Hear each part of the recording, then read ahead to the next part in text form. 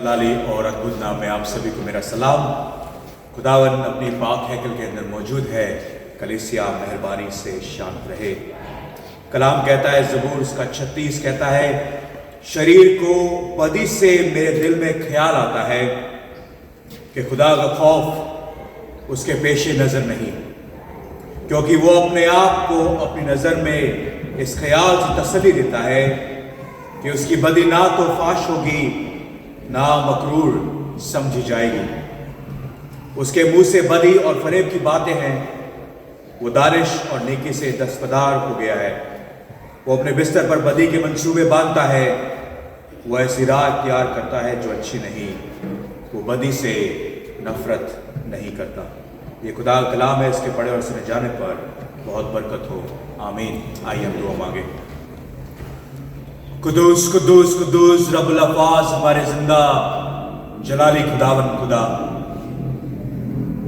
हम एक बार फिर खुदावन अपने आप को तेरी हजूरी में,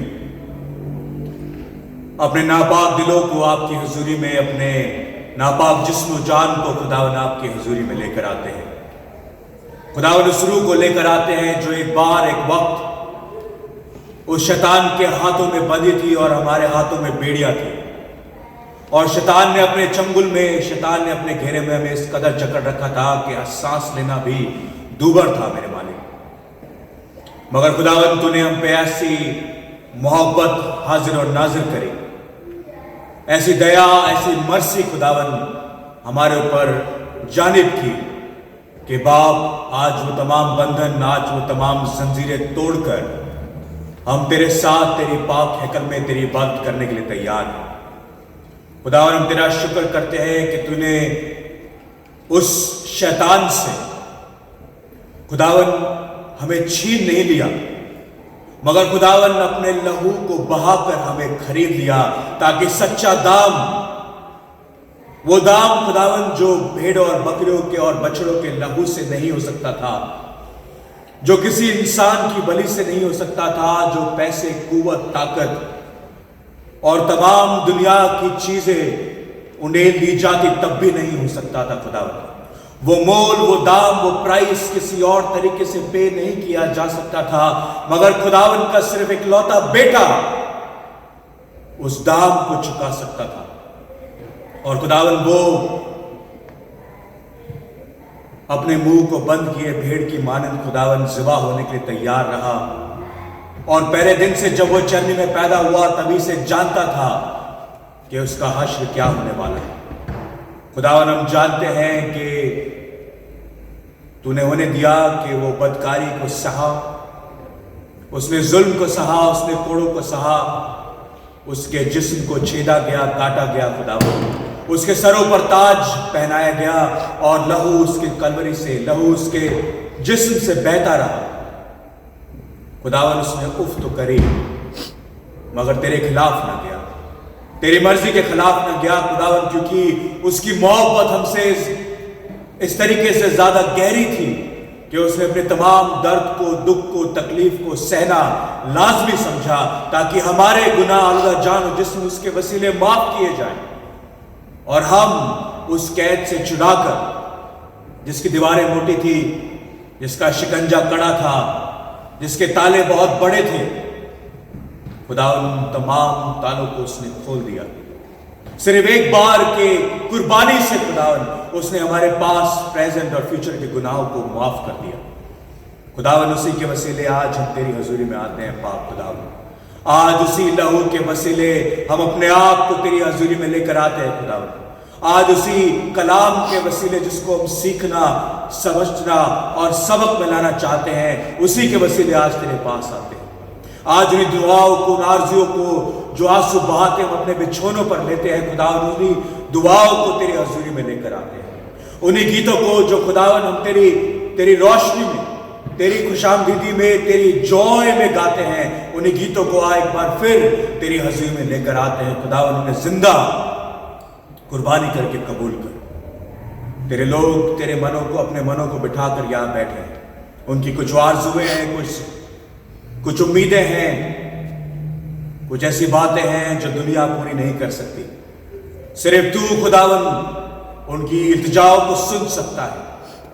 तो खुदावन अपने कान हमारी तरफ लगा, हमारी आवाजों को सुन, हमारे दुखों में दुखी हो और हमारी खुशी में खुश हो। खुदावन हमारे गुनाह जो खुदावन बहुत है, हम उनको अपने पास नहीं रख सकते, क्योंकि वो उनके बोझ से हम दबे जाते हैं।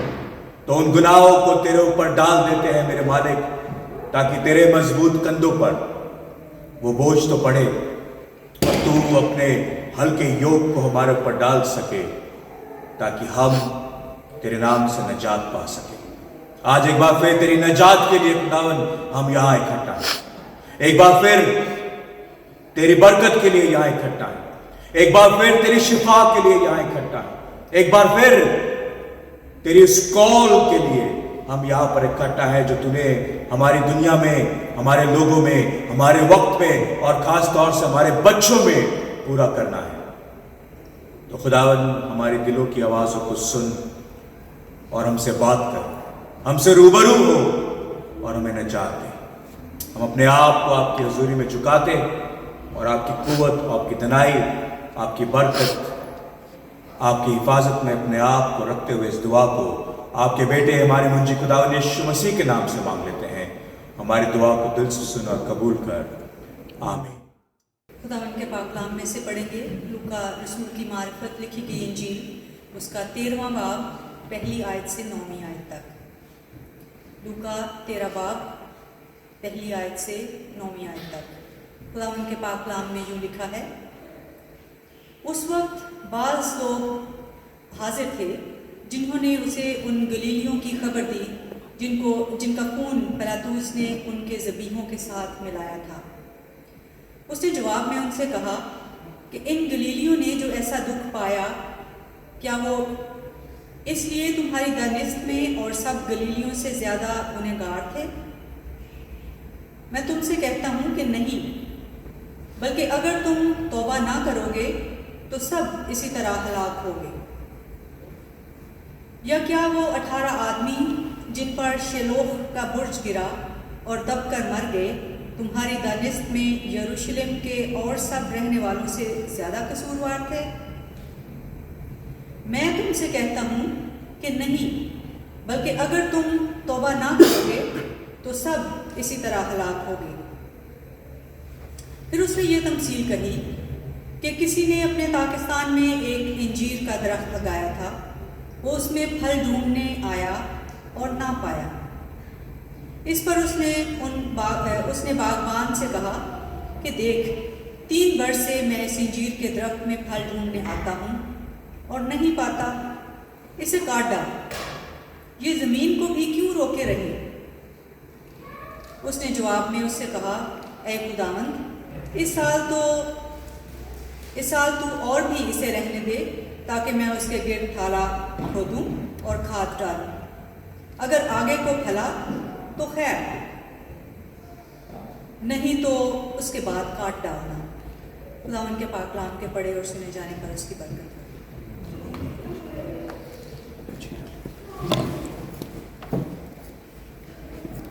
इसी पर रहेंगे।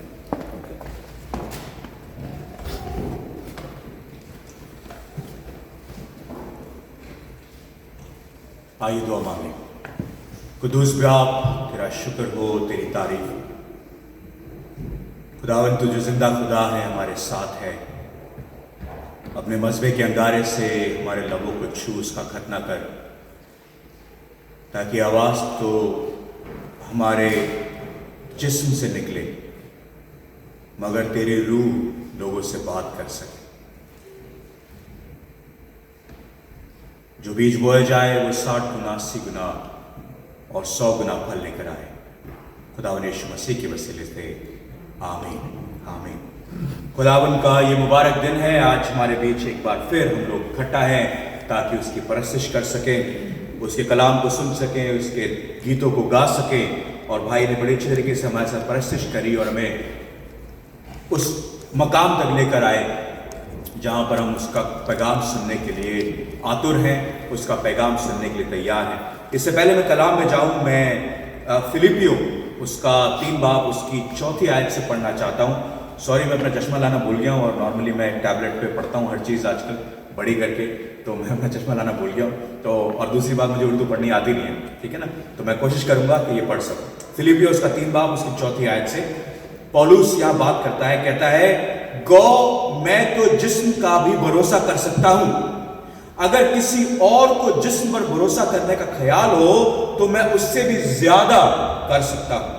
8वें दिन मेरा खतना हुआ, इजराइल की कौम और बिन्यामीन के कबीले का हूं, इब्रानियों का इब्रानी, शरीयत के एतबार से फरीसी हूं, जोश के एतबार से कलीसिया का सताने वाला, शरीयत की राजबाजी के एतबार से बेऐब था, लेकिन जितनी चीजें मेरे मार्फत थी उन्हीं को मैंने मसीह की खातिर नुकसान समझ लिया है, बल्कि मैं अपने खुदावन मसीह यीशु की पहचान की बड़ी खूबी के सबब से सब चीजों को नुकसान समझता हूं, जिसकी खातिर मैंने सब चीजों का नुकसान उठाया और उनको कूड़ा समझता हूं, ताकि मसीह को हासिल कर सकूं और मैं उसमें पाया जाऊं, ना अपनी उस रासबाजी के साथ जो शरीयत की तरफ से है, बल्कि उस रासबाजी के साथ जो मसीह पर ईमान लाने के सबब से है और खुदा की तरफ से ईमान पर मिलती है, और मैं उसके और उसके जी उठने की कुदरत को और उनके साथ दुखों में शरीक होने को मालूम करूं और उसकी मौत की मुशाबहत पैदा करूं, ताकि किसी तरह मुर्दों में से जी उठने का दर्द तक पहुंचूं। यह गरज नहीं कि मैं पा चुका या कामिल हो चुका हूं, बल्कि उस चीज के पकड़ने के लिए दौड़ा चला जाता हूं जिसके लिए मसीह यीशु ने मुझे पकड़ा था। Very important words. हे भाइयों, मेरा ये गुमान नहीं कि मैं पकड़ चुका हूं, बल्कि सिर्फ ये करता हूं कि चीजें पीछे रह गई उनको भूलकर आगे की चीजों की तरफ दौड़ता जाऊं, निशान की तरफ दौड़ा हुआ जाता हूं, ताकि उस इनाम को हासिल करूं जिसके लिए खुदा ने मुझे मसीह यीशु में ऊपर बुलाया है। ये खुदा का जिंदा कलाम है, इसके पढ़े और सुने जाने पर बहुत बहुत बरकत हो। देखिए, मैं पौलुस को बड़ी मोहब्बत करता हूं। क्यों? क्योंकि पौलुस एक टाइम था जब वो शाऊल था, और शाऊल जब था तो वो कहता है कि कोई अगर शरीर पर या शरीयत पर अगर घमंड करना चाहता है तो मुझसे ज्यादा तुम में से कोई घमंड नहीं कर सकता। मैं तुम सब में टॉप हूं, फरीसियों का फरीसी हूं, बिन्यामीन में हूं, मैं ग्रीक हूं, मैं शरीयत को पूरी तरीके से लागू करता था, पूरी तरीके से उसको मानता था, और मैं तो इतनी गरज तक चला गया जो तुमने नहीं किया होगा कि मैंने तो चिट्ठी लिखवा ली और जाकर उन मसीहों को जो यीशु मसीह के पीछे चलते थे कि उनको पकड़ कर ले आऊं, ताकि उनको सजा मिल सके या उनको इवन मौत तक मिल सके। तुम शरीयत के ऊपर या तुम शरीर के ऊपर घमंड करोगे, मेरे अलावा मेरे से ज्यादा तुम शरीर के ऊपर घमंड नहीं कर सकते, क्योंकि मैं तुम सबसे ज्यादा अनोखा था, मैं तुम सबसे ज्यादा गहराई में उतर चुका था शरीयत की, और तुम मेरे सामने कोई बिसात नहीं रखते। मेरे पास पैसा भी था, मेरे पास शोहरत भी थी, मेरे पास इज्जत भी थी, मेरे पास रुतबा भी था, मेरे पास ऐसी किसी चीज की कमी नहीं थी जिसमें मैं घमंड नहीं कर सकता था। और मैं सेल्फ राइचियसनेस, क्या कहते हैं सेल्फ राइचियस को? रास्तबाज। मैं अपने आप में इतना ज्यादा रास्तबाज था कि मुझे लगता था कि मेरे से बड़ा रास्तबाज और कोई हो ही नहीं सकता। Self righteousness. मगर जिस दिन खुदा से उसका एनकाउंटर हुआ, उस दिन जनाब वो यहां था और यहां से गिरकर जमीन पर फेंक दिया गया। जिस दिन उसकी स्पिरिचुअल आंखें खुली, उसके 3 दिन बाद तक उसकी जिस्मानी आंखें बंद कर दी गई, क्योंकि खुदा ने बोला जिस शरीर पे तू घमंड करता है, जिस शरीर पर, जिस जिस्म पे तू घमंड करता है, वो फानी है, वो एक मिनट में खत्म कर दिया जाएगा। हे शाऊल तू मुझे क्यों सताता है? उसने बोला मैं तुझे कहां सता रहा हूं? उसने बोला तू मेरे लोगों को सताता है, तू अपने आप को सताता है। क्यों? क्योंकि इस शरीर को तो तुझे घूंसे मारकर दबा देना चाहिए था और तुझे रूह में ज्यादा बढ़ना चाहिए था। तू शरीर पे घमंड करता है, शेम ऑन यू, राइट? वो कहता तुझे शर्म आने चाहिए, जिस शरीर को तुझे स्लोली डिप्राइव करना चाहिए, फास्टिंग से, दुआ में, घुटनों पे बैठकर जिस शरीर को तुझे तोड़ना चाहिए, तू शरीर पे घमंड कर रहा है, तुझे शर्म आनी चाहिए। क्यों मेरे लोगों को सताता है? क्यों मेरे लोगों को सताता है? उसने बोला, अब जो मैं तुझे कहने के लिए जा रहा हूं वो काम कर। शाऊल को लगता था अभी तक वो खुदा का काम ही कर रहा है जी।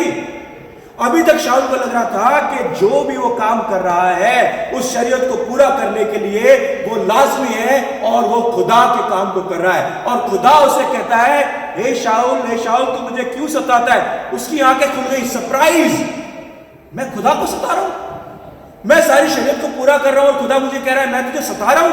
नहीं, वो कह रहा है जिस रास्ते में तू चल रहा है वो गुनाह है। जिस रास्ते पे चल रहा है उस गुनाह से मुकरना, उस गुनाह से बदलना, उस गुनाह से फिरना जरूरी है।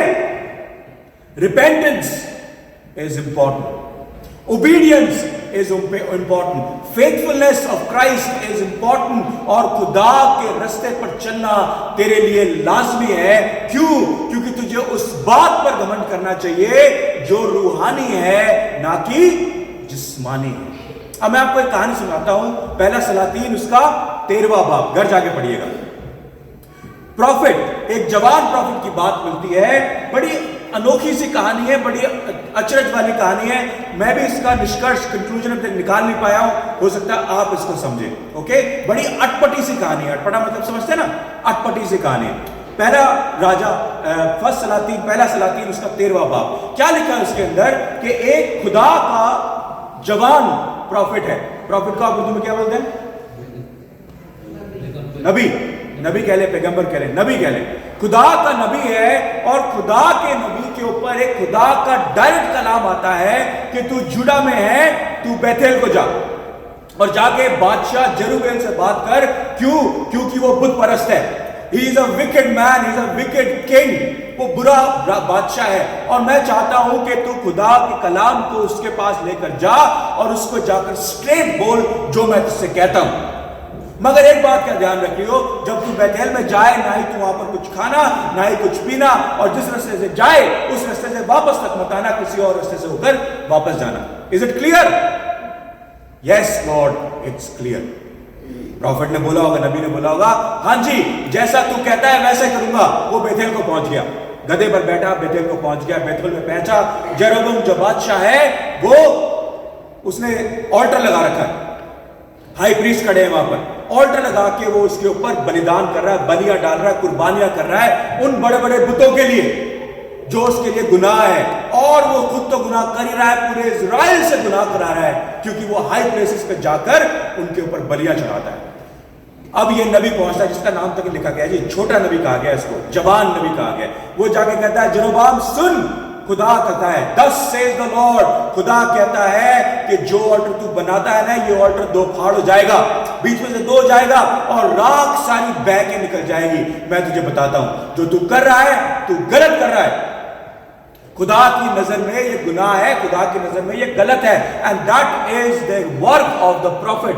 नबी का काम था कि जाकर जैसा खुदा उसे बोले वैसे ही आगे जाकर बता दे। अब जेरोबाम को गुस्सा आ जाता है, जेरोबाम को गुस्सा आ जाता है। जेरोबाम अपना हाथ बढ़ाता है, कहता है पकड़ो उसको, पकड़ो उस नबी को। और जैसे ही अपना हाथ बढ़ाता है उसका हाथ पूरा का पूरा सूख जाता है, ऑल्टर बीच में से दो फाड़ हो जाता है और सारी राख बहकर निकल जाती है। वो प्रोफेसी उसने करी थी वो वहीं के वहीं पूरी हो जाती है। और उसने कहा था कि दाऊद के वंश में से एक ऐसा बादशाह निकलेगा, जोशिया बादशाह निकलेगा, जो तेरी सल्तनत को खत्म करेगा। इसका मतलब जोशिया आएगा तो जेरोबाम खत्म होगा। ये नबूवत उस नबी ने वही कर दी, वही वो नबूवत पूरी हो गई। अब हाथ जब उसने बढ़ाया तो उसका हाथ सीज हो गया, उसका हाथ क्या उसका विदर्ड हो गया, सूख गया। अब जेरोबाम घबरा गया, वो कहता है इस नबी से, प्लीज मेरे लिए इंटरसीड कर, प्लीज मेरे लिए दुआ कर कि मेरा हाथ ठीक हो जाए। उसने दुआ करी और उसका हाथ ठीक हो गया।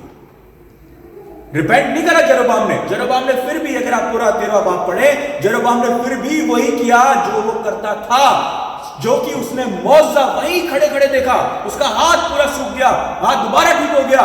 उसके बावजूद भी वो बदला नहीं, उसने रिपेंट नहीं किया। खुदा की नजर से खुदा ने उसको बोला। एनीवे, अब वो इस नबी से बोलता है कि सच्चा नबी है, चल मेरे घर, मैं तुझे खाना खिलाऊंगा और तुझे उपहार दूंगा, तुझे गिफ्ट दूंगा। उसने बोला नहीं, खुदा ने मुझे बोला है, क्या बोला है? ना इस घर में ना बेतेल में खाना, पूरे बेतेल में ना खाना ना पीना और ना उसी मार्ग से उसी रास्ते से वापस जाना। उसने बोला जा तेरी मर्जी। वो अपने गधे में बैठा और चल पड़ा। अब एक और नबी है जो पुराना नबी है। पुराने नबी के बच्चे जो है वो उसके पास आते हैं, उसे आके पूरी स्टोरी बताते हैं जी ये हुआ है। अच्छा, ये नबी जो है ये जेरोबाम को वॉर्न नहीं कर रहा। जुडेया से एक नबी इसके पास बेतेल भेजा गया है, ये नबी नहीं बोल रहा। अब स्टोरी बताई गई, उसने बोला जल्दी से मेरा गधा तैयार करो। गधे में बैठा और भागा उस जवान नबी के पीछे। वो जवान नबी जो था ओक ट्री के नीचे बैठकर आराम कर रहा था। उसने बोला तू ही है क्या वो नबी जो जवान नबी है? उसने बोला हाँ मैं ही। उसने बोला सुन चल मेरे साथ मेरे घर खाना पीना खाएंगे। उसने बोला नहीं, मुझे खुदा ने डायरेक्ट ऑर्डर दिया है, डायरेक्ट कमांड दी है कि मैं बेतेल में नहीं खा सकता, नहीं पी सकता। उसने बोला सुन, झूठ बोला उसने, बाइबल में लिखा है झूठ बोला उसने, बड़े नबी ने, कि मुझे खुदा ने बोला है पहली कमांड कैंसिल, आके यहां पर मेरे साथ बैठ के खा पी। जो दूसरा नबी था उसने बोला अच्छा, वो चला गया उसके साथ, चला गया उसके साथ, उसके बैठ के खाना पीना खा रहा है। जब उसके साथ बैठ के खाना खा रहा है तो खुदा का डायरेक्ट कॉल इस बड़े नबी के पास आता है और आके कहता है ये जो तेरे साथ बैठ के तेरी टेबल पे खाना खा रहा है इसको अपने घर की मट्टी तक नसीब नहीं होगी। और ये बड़ी बुरी बात थी जिस समय कि आप अपने होम टाउन में बरी नहीं हो सकते। ठीक है, खुदा ने उसके लिए नबूवत कर दी वहीं के वहीं। अब ये छोटा नबी चला गया। जब जा रहा है गधे के ऊपर बैठकर तो शहर से जैसे ही बाहर निकलता है क्या होता है, एक लायन बब्बर शेर आ जाता है और बब्बर शेर इसको मार देता है। ये खुदा का नबी है जिसने अभी 2 घंटे पहले 4-5 घंटे पहले खुदा का कलाम डायरेक्ट बताया है उस बादशाह को और यूं मिरेकल किया उसके सामने, यूं मौजज़ा किया है, यूं खुदा का कलाम डायरेक्ट बताया, डायरेक्ट खुदा से बात करके सामने आगे दिया है और वही नबी को बब्बर शेर खा जाता है। अब बब्बर शेर खा जाता है, नहीं बब्बर शेर मार देता है, खाता नहीं है, वो लाश वहीं पड़ी है। लाश पता लगता है बड़े नबी को, बड़ा नबी आता है और उसको उठा कर ले जाता है। जब उठाने के लिए आता है तो देखता है बब्बर शेर भी वहीं खड़ा है, गधा भी वहीं खड़ा है और लाश उसकी पड़ी है। ना लाश को खाया और ना गधे को बब्बर शेर ने खाया। Direct judgment of God was revealed there. क्यों? डिसोबीडियंस, अनफेथफुलनेस, जिस्मानी सोच। खुदा ने उसे कहा था, बड़े डायरेक्ट इंस्ट्रक्शन दिए थे, तुझे ये करना है किंग के लिए और तुझे ये करना है अपने आप के लिए। आप कहोगे पानी साहब क्यों? खुदा ने उसे क्यों बोला खाना नहीं खाना, क्यों बोला पानी नहीं पीना? क्या बेतेल का खाना खराब था? क्या बेतेल का पानी खराब था? क्या जिस रास्ते से जाना था उस रास्ते में कोई खराबी थी? नहीं, और ना ही मुझे पता। खुदा के काम निराले होते हैं, अटपटे होते हैं, वियर्ड होते हैं, we don't know, but word of God came to him and said to him, do it this way, who am I to change it. मैं नबी हूं या मैं घर का नौकर हूं, मैं घर का मालिक हूं या घर का बादशाह हूं। जो खुदा ने कह दिया कि तूने रोटी नहीं खानी तो नहीं खानी। हमें से बहुतेरे हैं जो उन टेबलों के ऊपर बैठते हैं जिन टेबलों को खुदावन यीशु मसीह ने उखाड़ के फेंक दिया था।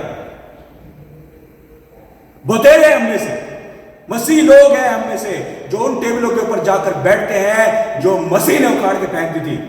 और हमें शर्म नहीं, हमें उस बात के ऊपर प्रिविलेज लगता है, हमें घमंड होता है इस बात के ऊपर कि अरे तेरे भाई को इतना ओहदा मिलता है कि गैर कौमें हमारे को अपनी मेजों पर बैठाती हैं। हम ऐसी जगहों पर जाते हैं जहां पर जाना हमारा जरूरी नहीं है। क्यों? क्योंकि हम अभी भी शरीयत के अंदर पड़े हैं, हम अभी शरीर की अभिलाषाओं में पड़े हैं, उस मनसा में पड़े हैं कि बस हमारे शरीर की जो दुआएं हैं, आरज़ुएं हैं, वो किस तरीके से पूरी हो जाए। और जैसे ही रूहानियत की बात आती है हम एक्सक्यूज देने लग जाते हैं। ये छोटा नबी जिसके पास डायरेक्ट खुदा का कलाम आया था, खुदा के ओबीडियंस से, उसकी फेथफुलनेस से बिखर कर किसी और की, किसी गैर की, किसी बड़े पॉलिटिशियन की, किसी बड़े इन्फ्लुएंसर की, किसी बड़े टीचर की, किसी बड़े पादरी की बात सुनकर खुदा के कलाम को छोड़ देते हैं और उनके मार्गों पर, उनके रास्तों पर चलना शुरू कर देते हैं। खासतौर से हमारी नई कौम, खासतौर से हमारे बच्चे जो स्कूलों में जाते हैं जहां पर उनका ब्रेन वॉश किया जा रहा है। आपके एड, आपकी मूवियां, आपके सॉन्ग्स, एवरीथिंग इज इविल। हमें से कितने लोग जानते हैं कि जो विचेस होती हैं आज भी हैं। ये जो गाने आप इंग्लिश गाने सुनते हैं ना, वो हार्ड रॉक जो वो ड्रग्स लेके बजाते हैं, they put the spell on them, ताकि जब आपके बच्चे सुने तो आपके बच्चों में वो स्पेल आ जाए। मगर हमें लगता है अरे क्या क्या बेबी की बात कर रहे हैं, मॉडर्न जमाने में जी रहे हैं हम मॉडर्न जमाने में जी रहे हैं। कलाम क्या कहता है, ये मांस और लहू का लड़ाई नहीं है, ये रूहानी है जो आप देख नहीं सकते अनफॉर्चुनेटली। क्यों? क्योंकि हम शरीर में जी रहे हैं। पौलुस को नहीं दिखता था, पौलुस को लगता था कि वो जी रहा है, बढ़िया मस्त चल रहा है सब कुछ, वो परसिक्यूट करेगा और खुदा उसको नजात देगा, खुदा उसे इज्जत बख्शेगा, बड़ा रिवॉर्ड देगा, सिंहासन में बिठाएगा। आ पौलुस, आ शाऊल, तू बड़ा अच्छा काम करके आया क्योंकि तू मसीहों को सता कर आया। कहता है जो मेरे लिए एक समय बड़ी कीमती चीज थी, कलाम में लिखा है फिलिपियों 3 के अंदर, जो मुझे बड़ा अच्छा लगता था, मैं उसको कूड़ा समझता हूं। कूड़ा जिसको आप आज बड़ा अच्छा समझते हैं शरीर के लिए, वो कूड़ा है। जिस दिन आपकी आंखें खुलेंगी आपको समझ आएगा कि वो कूड़ा है, कूड़ा है। क्यों? क्योंकि उस प्रॉफिट ने, उस नबी ने खुदा की जो डायरेक्ट इंस्ट्रक्शन था उसको कूड़ा समझ लिया और किसी और इन्फ्लुएंसर के इन्फ्लुएंस में आकर, उसकी झूठी बातों में आकर, खुदा से कंफर्म किए बिना जाकर उसके साथ बैठकर खाना खाने लग गया। हम भी बतेरे ऐसे हम में से जो उन टेबलों के ऊपर बैठते हैं। जबूर उसका एक क्या कहता है, हिंदी में कहते हैं, धन्य है वह जो ठट्ठा करने वालों की संगति में नहीं बैठता। क्या लिखा है? जबूर 1, आपको सबको जबूर 1 याद होगा, याद है?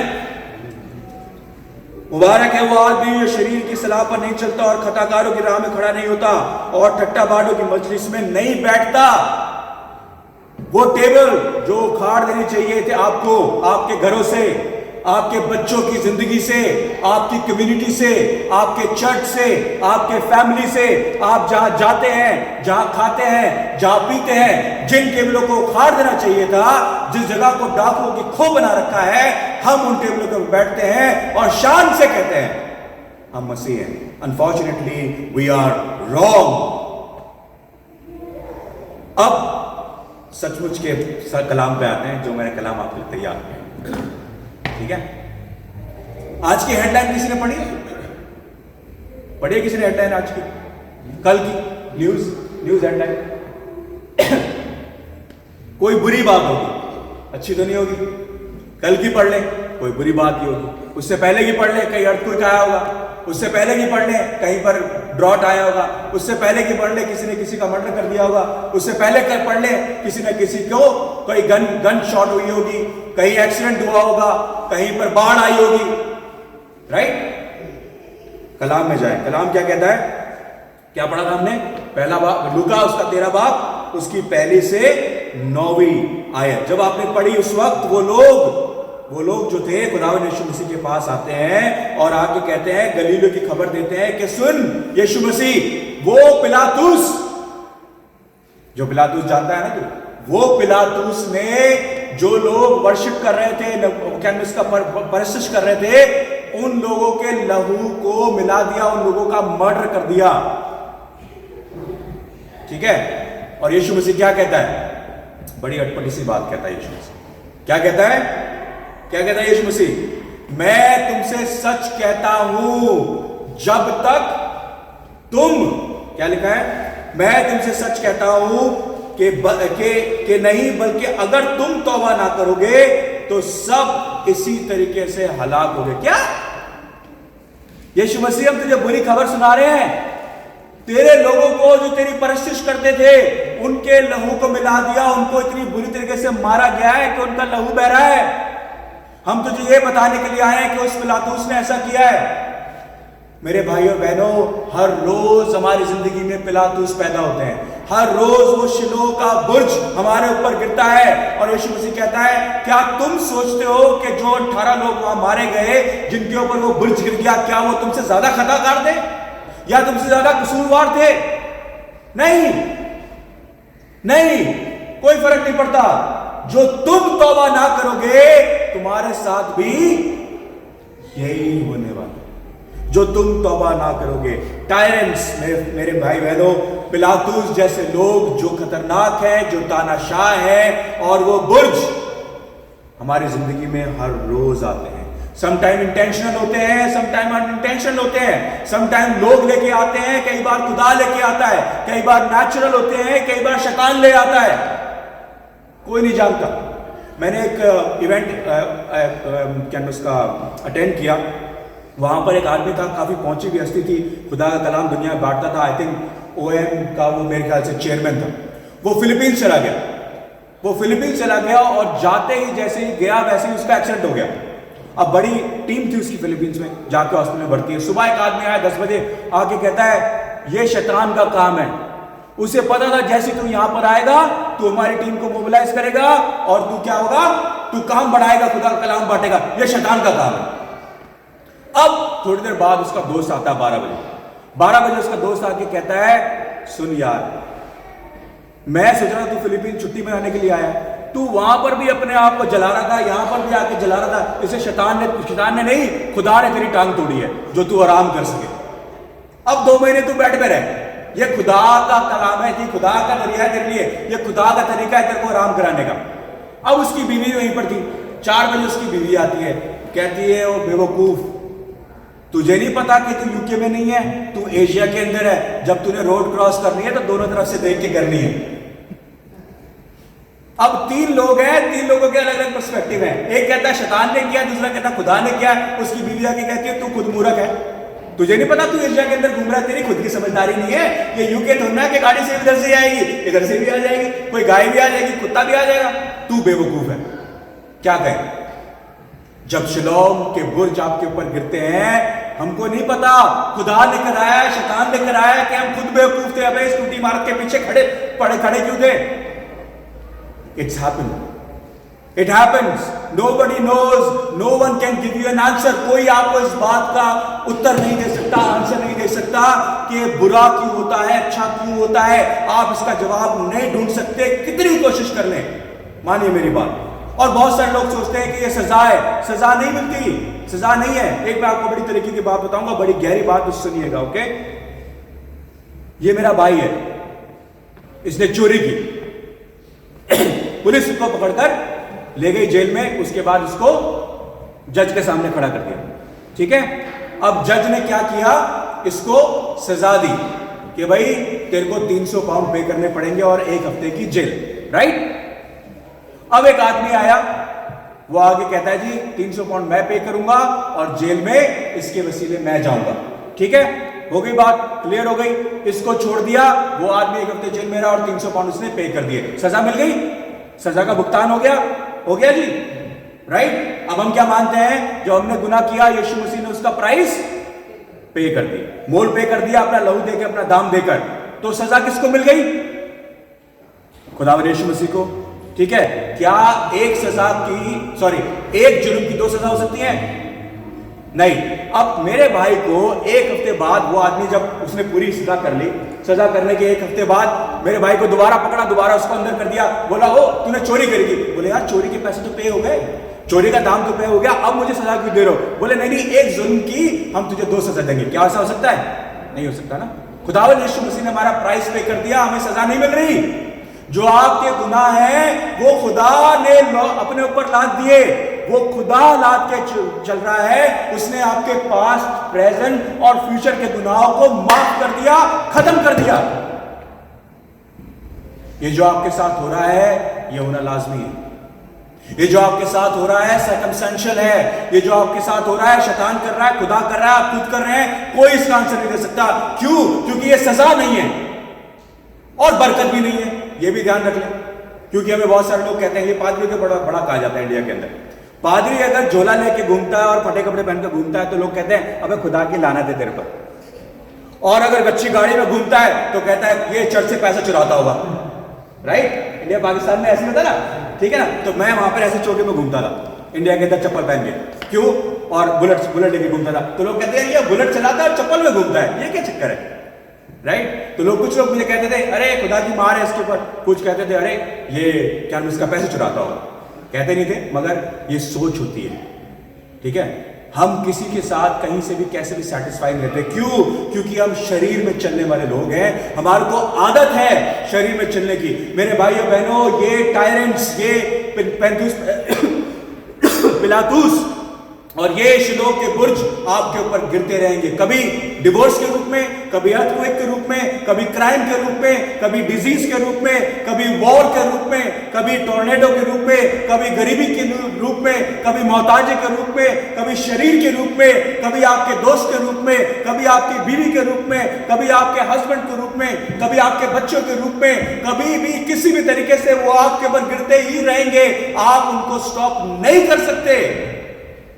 जो आप बोलो मैं तो बड़ा धर्मी हूं, मैं बड़ा राइचस राष्ट्रवाद आदमी हूं, फिर भी आपके साथ ये होगा ही होगा, शर्त लगा लेने से। कोई ऐसा जरिया नहीं है कि आपके ऊपर वो बुर्ज ना गिरे और पेंतुस पिलातुस आपके सामने ना दिखे। शर्त लगा लीजिए। बहुत सारे लोग मेरे पास आते हैं, आपके पास भी आते होंगे, पादरी साहब हमारे साथ ऐसा हो गया। हम क्या कहते हैं? अरे भाई साहब मेरा बाप मर गया। अरे कोई बात नहीं, अब बेहतर जगह पर होगा, चाहे वो एक नंबर का सबसे गंदा आदमी हो पूरे टाउन के अंदर, हमें झूठ बोलना पड़ता है। अरे अच्छी जगह पर, उसकी लाश सड़ रही है वहां पर गटर उसमें कब्र के अंदर, और उसकी रूह वहां दोजख में सड़ रही है, कोड़े पड़ रहे हैं उसको, और हम कह रहे हैं अरे बड़ा अच्छी, he must be in a better place. No, फिर कोई और दूसरी बात लेकर आता है, हम कहते हैं देखिए हम नहीं बता सकते, खुदा ही जानता है, एक दिन जब हम जन्नत जाएंगे तब हमें पता लगेगा। हम एक्सप्लेनेशन देना शुरू कर देते हैं, किसी ना किसी तरीके से किसी को संतावना, सम काइंड ऑफ कंसोलेशन देना शुरू कर देते हैं। क्यों? क्योंकि हम दुनियावी हैं, हम अभी शरीर में चल रहे हैं। क्यों? क्योंकि हमें सच बोलना नहीं आता, सच बोल के हम किसी को ऑफेंड नहीं करना चाहते। हमारे पास, समझिए मेरे पास कोई आया और आके बोला, सुमित हैरिसन पादरी साहब, वहां पर पिलातुस ने जो लोग चर्च में बैठे थे, गिरजा में बैठे थे, उनकी गर्दनें काट दी, और वो शिलोह का जो बुर्ज था वो 18 लोगों पर गिर गया। और मैं कहूं, क्या तुम्हें लगता है वो तुमसे ज्यादा कसूरवार या तुमसे ज्यादा रास्तबाज थे? जो तुम तौबा ना करोगे, तुम्हारे साथ भी ऐसा होगा। आप क्या करोगे? मेरे पीछे पत्थर लेके भागोगे, राइट? बोले कैसा पादरी है, हम इससे थोड़ी सी प्यार की बात करना चाह रहे हैं, ये चाह रहे हैं कि हमारे को अच्छी अच्छी बातें बोले, ये हमारे को भाषण देने लग गया, right? You don't want that, क्योंकि आप चाहते हैं कि जब आप शरीर में, जिस्म में मेरे पास आए तो मैं आपको जिस्मानी आंसर दूं, मैं आपको रूहानी आंसर नहीं दे सकता। रूहानी आंसर दूंगा तो क्या कहते हैं, नीति वचन, प्रोवर्ब्स, क्या कहते हैं उसको उर्दू में, हिमसाल की किताब में वो कहता है, मूर्ख को सच्चाई बताएगा, वो तेरे मुंह पे थप्पड़ मार के भाग जाएगा। You need to, you can not give them any explanation जो रूहानी है। आपको स्पिरिचुअल बात उनसे कर ही नहीं सकते। और बहुत बारी जब आप लोग मेरे पास बात करने के लिए आते हैं, मुझे डर लगता है कि क्या मैं आपके सामने कुछ रूहानी बात कर सकता हूं, कहीं आप ऑफेंड ना हो जाएं। और आपके साथ भी ऐसा होगा जब आप बाहर किससे मुलाकात करते होंगे, गैर कौम से मुलाकात करते होंगे, आप चाहे गॉस्पेल शेयर भी कर रहे हो, आप उसको वाटर डाउन कर देंगे, आप उसमें मिला देंगे, मिलावट कर देंगे। क्या बोलेंगे? खुदा सबसे मोहब्बत करता है जी, कोई बात नहीं, गुनाह से फिरने की कोई जरूरत नहीं है, तौबा करने की कोई जरूरत नहीं है, खुदा सबसे मोहब्बत करता है। उसने एक बार सलीब पर जान दे दी पूरी दुनिया के लिए, सब चंगा, सब भला है ना, सब चंगा है जी। अब कोई फर्क नहीं पड़ता, अब खुदा यीशु मसीह ने जान दी। नहीं, उसके चुने हुए लोग हैं जो सिर्फ उसके उसमें उसकी सल्तनत में शामिल होंगे, सारी दुनिया शामिल नहीं होगी। चाहे उसने कितनी मोहब्बत की हो, यूहन्ना 3 बाब उसकी 16वीं आयत पढ़ के उसके बाद 17वीं, 18वीं और 19वीं आयत पढ़े तो आपको पता लगेगा। खुदा कहता है कि जरूरी है कि हम सब तौबा करें। अच्छों के साथ भी बुरा होता है और बुरों के साथ भी अच्छा होता है। ये कॉमन ग्रेस है जी, ये कॉमन ग्रेस है, साल्वेफिक ग्रेस नहीं है। ये ऐसा अनुग्रह है खुदा का जो हम सब पर होता है, चाहे वो हिंदू हो, मुसलमान हो, सिख हो, ईसाई हो, कोई भी हो। वो सूरज की रोशनी सब पर पड़ती है, वो बारिश की बूंदें सबको उतना ही भिगोती हैं जितना मुझे भिगोती हैं। कॉमन ग्रेस है, मगर साल्वेफिक ग्रेस नहीं है, नजात की ग्रेस नहीं है। नजात जिसके पास है वो शरीयत के अंदर और शरीर में नहीं चल सकता, क्योंकि शाऊल का पौलुस में बदलना जरूरी है। क्योंकि आपका शरीर पे घमंड करना जरूरी नहीं है, उसका फानी होना, उसका खत्म होना जरूरी है। और आपकी रूह का बनना, रूह का मजबूत होना जरूरी है। और अगर ऐसा नहीं होता, आप शाऊल बन के ही मट्टी में दफन हो जाएंगे, आप कभी पौलुस नहीं बन पाएंगे। ये कलाम कह रहा है, मैं नहीं कह रहा। कलाम कह रहा है, यीशु मसीह कह रहा है कि जब तक तुम तौबा ना करो, तुम्हें क्या लगता है, मुझे ये कंप्लेन, मुझे बातें आके मत बताओ, अपनी बताओ, तुम कहां पर हो? Where are you? Where are you? That is more important. मेरे भाइयों बहनों, खुदा हमारे कामों से और हमारे जिस्म जान से जो हम जिस्म में करते हैं उसकी परवाह नहीं कर रहा। मैं बता रहा हूं आपको, उसकी परवाह नहीं कर रहा। जब वो उसके पास कंप्लेन लेकर आए, जब उसके पास बताने के लिए आए, वो कह रहे हैं मरने वालों को मरने दो, गाड़ने वालों को गाड़ने दो, खेती करने वालों को खेती करने दो, तू मेरे पीछे हो ले। बोलता है ना, वो कहता है तू मेरे पीछे, यीशु मसीह का तू मेरे पीछे हो ले। बोला मुझे मेरा बाप मर गया, मुझे बाप को गाड़ने दे। बोला गाड़ने दे, वो मट्टी है, तू क्यों मट्टी होना चाहता है उसके साथ? तू मेरे पीछे हो ले। तौबा कर, तौबा कर, क्योंकि तौबा करना लाजमी है। क्योंकि जो तू तौबा नहीं करता तो तेरी लाश को, तेरे को भी वो सिंह, वो बकर शेर फाड़ कर खा जाएगा। क्यों? क्योंकि तू मेरी डायरेक्ट बात जो मैं तुझसे करना चाहता हूं, जो कलाम कह रहा है तौबा कर, तू तौबा नहीं कर रहा। Reality, you are not living in the reality, you are living in your fleshly desire, fleshly Dzire.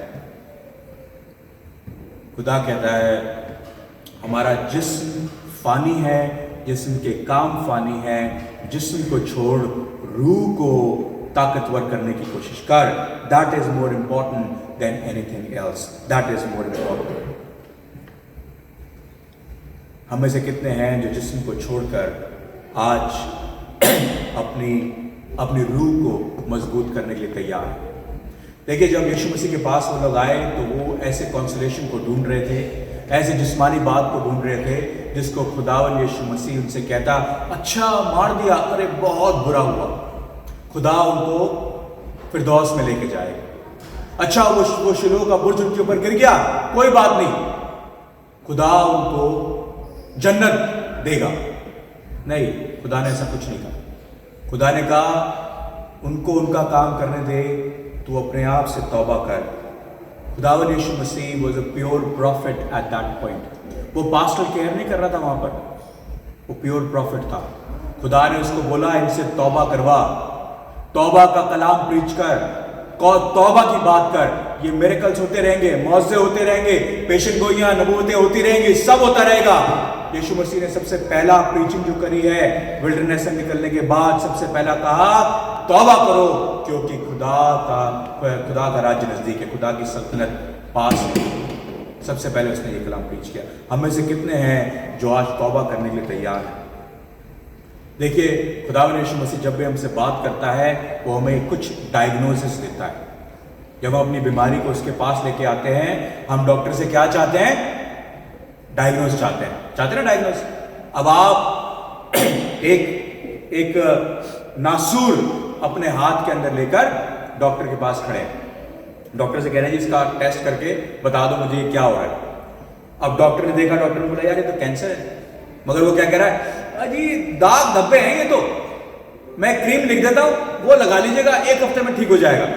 सुनने में बड़ा अच्छा लग रहा है, मगर डॉक्टर को बताना क्या चाहिए, भाई कैंसर है, ये कैंसर है, हो सकता है तेरा पूरा हाथ ही काटना पड़ जाए। आपको बड़ा बुरा लगेगा, दुख लगेगा, आपके पूरे खानदान को दुख लगेगा, पूरी कम्युनिटी का दुख लगेगा, अरे भाई साहब की हाथ ही काट दिया, अब कैसे गाड़ी चलाएंगे, अब कैसे काम करेंगे, कैसे खाना खाएंगे। बट जो आपके नासूर बन चुका है उसको काटना लाजमी है, और उस डॉक्टर को आपको सही डायग्नोस करना लाजमी है। इसीलिए खुदावंद यीशु मसीह ने उनसे कहा तौबा करो।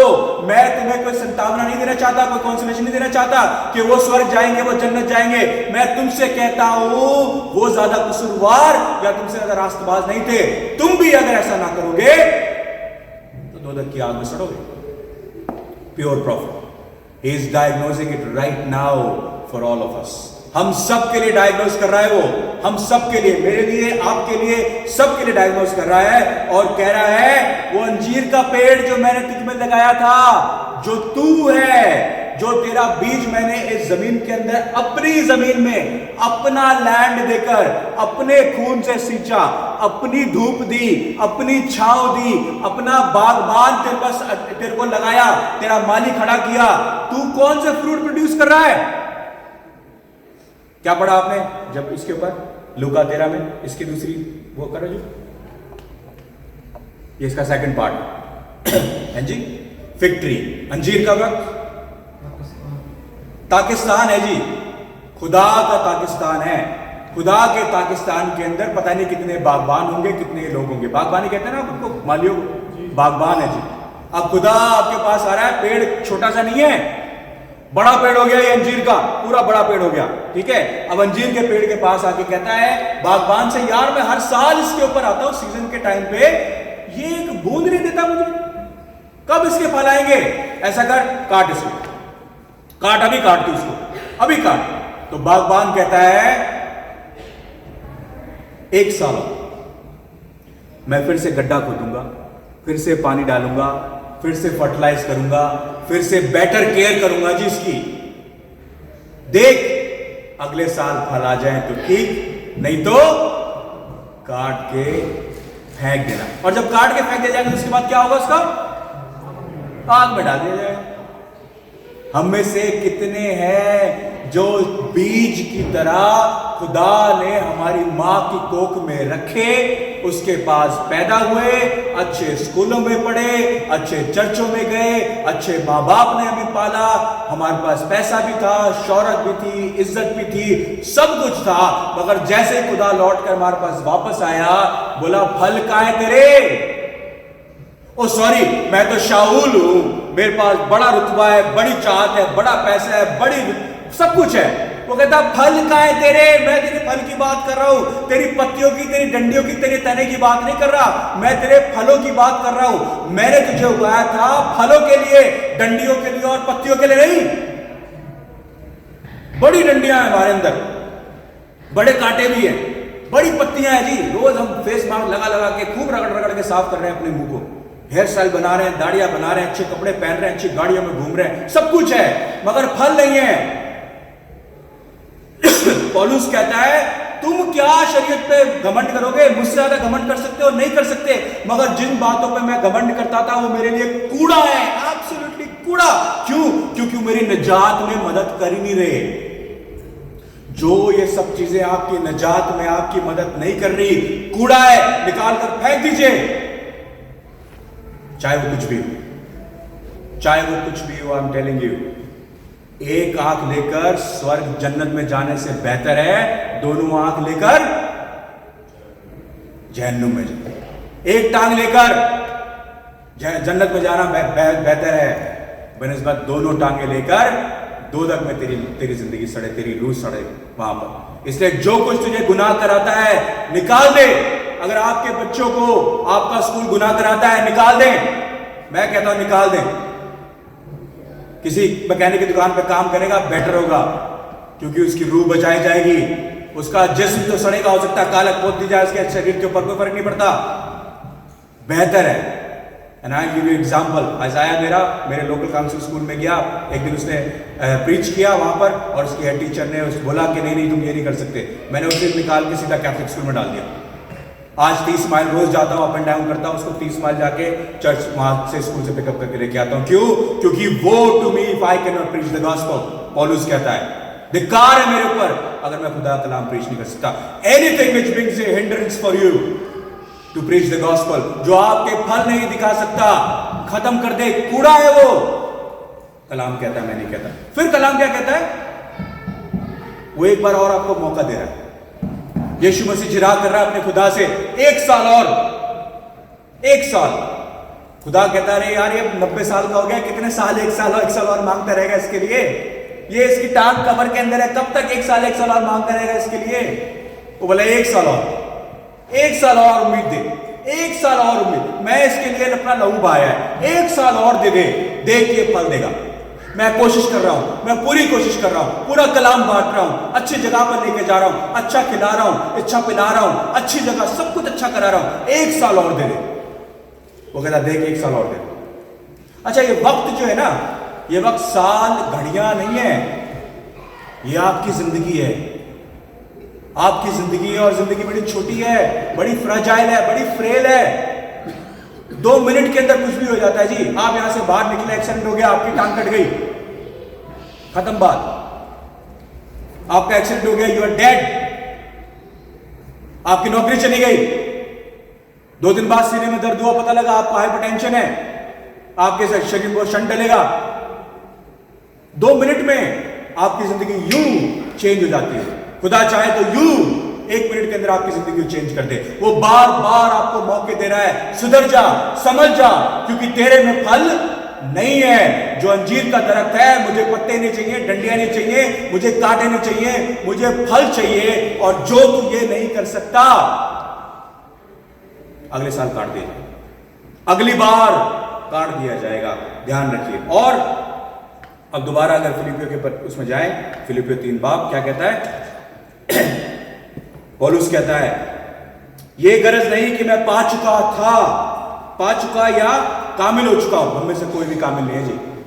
मैं आपको कामिल बनने के लिए कह भी नहीं रहा। पौलुस नहीं बन पाया, सिर्फ यीशु मसीह कामिल था और कोई कामिल नहीं था। तो कहता है, मैं ये गरज नहीं कि मैं पा चुका या कामिल हो चुका हूं, बल्कि उस चीज के पकड़ने के लिए दौड़ा हुआ चाहता हूं जिसके लिए यीशु मसीह ने मुझे पकड़ा था। या तो आपको पकड़ा ही नहीं है, आप ढकोसला कर रहे हैं, और या फिर उस चीज के पीछे दौड़ना शुरू कर दीजिए जो कूड़ा नहीं है। पौलुस साफ कह रहा है आपसे, या तो आप कूड़े के पीछे दौड़ना बंद करें, और नहीं तो इसका मतलब आप उस रेस में है ही नहीं। आप बकरियां हैं, और बकरियां कहां जाएंगी? उल्टे आप। और जो भेड़े हैं वो जाएंगी राइट हैंड। वो कहता है, your name was written before the foundation of the earth was laid in the book of life. मैंने तेरे नाम को जीवन की पुस्तक में तब लिख लिया था जब इस जमीन को मैंने, कायनात को मैंने बनाया तक नहीं था। और या तो आपका नाम उसके अंदर लिखा नहीं है और आप बकरियां हैं और ढकोसला कर रहे हैं चर्चों में बैठकर, और भेड़ों का खाना खा रहे हैं, नोच नोच के उनको भी खा रहे हैं, और या फिर आप शाऊल तो हैं मगर आपकी डेस्टिनी पौलुस है। क्यों? क्योंकि कहता है, जब मुझे पकड़ा था मैं उस समय नहीं दौड़ रहा था, मैं शरीर को लेकर बैठा था, मगर आज मैं रूहानी हूं और आज मैं उसके पीछे दौड़ रहा हूं जो निशान खुदा ने मुझे, जिसके लिए मसीह यीशु ने मुझे पकड़ा था। हे भाइयों, मेरा ये गुमान नहीं कि पकड़ चुका हूं, बल्कि सिर्फ ये कहता हूं कि जो चीजें पीछे रह गई हैं उनको भूलकर आगे की चीजों की तरफ बढ़ा चलूं। Forget about your sin, he is been forgiven, don't worry. एक दुआ मांगेंगे, आपके गुनाह माफ किए जाएंगे। आपको तौबा करके खुदा के पीछे चलना जरूरी है और उस रास्ते से वापस नहीं जाना जो रास्ता खुदा ने आपके लिए बंद कर दिया है। उन टेबलों पे नहीं बैठना जो टेबलों को वो ऑलरेडी उखाड़ चुका है। कितनी बार सोचते हैं आपने, यीशु मसीह ने जाकर मंदिर के अंदर कितनी बार टेबलें उखाड़ी थी? पता है आपको कितनी बार? कोई कहेगा? 1 बार, 1 बार, 2 बार, 3 बार। 3 बार मंदिर में जाकर उसने बोला, मेरे बाप के घर को डाकू की खो बना रखा तुमने, और कोड़ा बना के मारा और टेबलें उखाड़ दी। उस टेबलों में बैठते हैं। वो कह रहा है, छोड़ दो सब चीजें, छोड़ दो और आगे कोई चीजें की तरफ बढ़ा जाओ। निशान की तरफ दौड़ा हुआ जाता हूं ताकि उस इनाम को हासिल करूं जिसके लिए खुदा ने मुझे मसीह यीशु में ऊपर बुलाया है। यू बीन अपलिफ्टेड सर, आप लोग, you are a chosen one. तुम डिफरेंट हो, तुम बकरियों से तब्दील होकर भेड़ बनाए गए हो। तुम्हारे लिए खुदा ने जान दी है, अपना लहू, इंसान का लहू नहीं, खुदा का लहू तुम्हारे लिए बहाया गया है। Act like one, act like you are chosen, act like you are different, act like that you belong to Christ Jesus. Act कि तुम शाऊल नहीं हो, तुम शरीर पे नहीं चलते, तुम खुदा की शरीयत पर नहीं चलते, अब उस खुदा की शरीयत को पूरा करके मसीह की शरीयत पर चलते हो, तौबा करते हो, और आने वाले वक्त में तुम अंजीर के दरख्त सिर्फ पत्ते, सिर्फ झाड़ियां, सिर्फ तना और सिर्फ कांटे नहीं होंगे, तुम्हारे अंदर फल होंगे। और कलाम कहता है तुम उनके फलों से उनको पहचान लोगे। याद रखिए, आप में से कोई भी ज्यादा बुरा और ज्यादा खराब नहीं है, डजंट रियली मैटर, क्योंकि वो जिस्मानी काम है। रूहानी काम जो है वो खुदा कैलकुलेट करके आपको निजात देने के लिए तैयार है। हमारा निजात ऐसे नहीं हुई क्योंकि हमने अच्छे काम किए थे। ये बड़ी तगड़ी फिलॉसफी है, बहुत सारे लोग करते हैं ऐसा। हमारी निजात इसलिए नहीं हुई है क्योंकि हमने अच्छे काम किए हैं। हम अच्छे काम इसलिए करते हैं क्योंकि हमारी निजात हो चुकी है। समझ रहे हैं? It's the other way around. Catholic कहता है तुम्हारी निजात इसलिए है क्योंकि तुमने अच्छे काम किए। कर्मा सिस्टम कहता है तुम्हारी निजात तब होगी जब तुम अच्छे कर्म करोगे। ये कर्मा सिस्टम नहीं चल रहा है यहां पर। क्रिश्चियनिटी कर्मा सिस्टम पे बेस नहीं करती सर। तुम्हारी निजात इसलिए हुई है क्योंकि खुदावंद यीशु मसीह ने तुम्हारा कफारा दिया, और अब तुम अच्छे काम करोगे क्योंकि ये फल है और वो तुमसे एक्सपेक्ट करता है कि निजात के वसीले तुम मुझे फल देगा। खुदावंद आपको बहुत बरकत देगा। और हमारे खुदावंद यीशु मसीह का फजल, खुदा बाप की मोहब्बत और पाक रूह की रिफाकत और शराकत आज से लेकर अब तक हम तमाम मसीहों के साथ जो यहाँ इकट्ठे हैं, तमाम ईमानदारों के साथ जो जहाँ कहीं भी हैं, और तमाम उन लोगों के साथ जो मसीह के नाम से सताए जाते हैं, आज से लेकर अब तक उन सब के साथ होती रहे। आमीन।